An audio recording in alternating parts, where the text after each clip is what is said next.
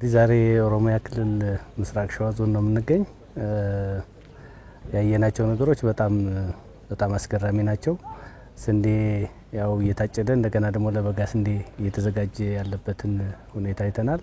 በጣም በርካታ ኮምባይነር ተሰማርቷል እና ፕሬዝዳንቱ እንደነገሩን አጠቃላይ ኦሮሚያ ላይ ያለው አግሮ ኢኮሎጂ በጣም የተለያየ ስለሆነ አሁን ይሄ ስምጥ ሸለቆ አካባቢ ስንዴ ደርሷል። ይሄ እየታጨደ ደግሞ እንደገና የባሌ ይደርሳል ያርሲ እያለ በዚያው ኮምባይነሮች በዘመቻ እንደሚሰሩ ነው የነገሩን። ከዚያ በኋላ ደግሞ ሙዝና ፓፓያም አይተናል። እንግዲህ ከዚህ በፊት ይህ አካባቢ የምናውቀው በሴፍቲኔት የሚረዳ አካባቢ እንደነበረ ነው። በጣም ዝናብ አጠር ነው። ስምጥ ሸለቆ የሚያልፍበትም ስለሆነ በጣም ሙቀት አለው። ዝናብ አጠር የሆነ አካባቢ ነበር።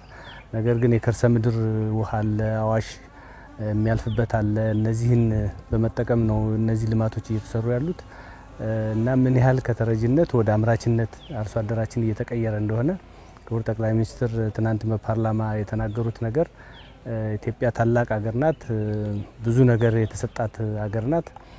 በህዝብ ብዛቷም በአጠቃላይ ባላት የተፈጥሮ ጸጋም ማምረት የሚቻልበት አካባቢ ነው። እንዴት ወደ ልመና እንሄዳለን? እኛ ራሳችን መርዳት አለብን ያሉት ነው የምናይና ይሄ ሙዝ ክላስተር ከዚህ በፊት የዞን አስተዳዳሪ ሲነግሩን ሙዝ ከአርባ ምንጭ ድረስ ወደ እነዚህ አካባቢዎች ይመጣ እንደነበር ነው የነገሩን። ከዚህም ባለፈ ደግሞ ማምረት አርሶ አደሩ እንደዚህ አትክልትና ፍራፍሬ፣ ስንዴ ማምረት እየተለማመደ ሲመጣ ደግሞ የገበያ ሁኔታም ትልቅ ማነቆ እንደነበር፣ አሁን ግን የገበያ ሁኔታም ተፈቶ አርሶ አደሩ ከአዲስ አበባ በቅርብ ርቀት እንደመገኘቱ የትራንስፖርት ወጪ ካልሆነ በስተቀር ከአዲስ አበባ ብዙ ልዩነት የሌለው ዋጋ እዚሁ ምርቱን እንደሚሸጥ ነግረውናል። ይሄ እንግዲህ የኢትዮጵያን የማንሰራራት ዘመን የኢትዮጵያን ብልጽግና አይቀሬነት የሚያረጋግጡ ናቸው። እንግዲህ ግብርና ትልቁ ከመረጥናቸው ሀገር በቀል የኢኮኖሚ ሪፎርም ከመረጥናቸው ዘርፎች ውስጥ 5 ዘርፎች ውስጥ ግብርና አንዱ ነው።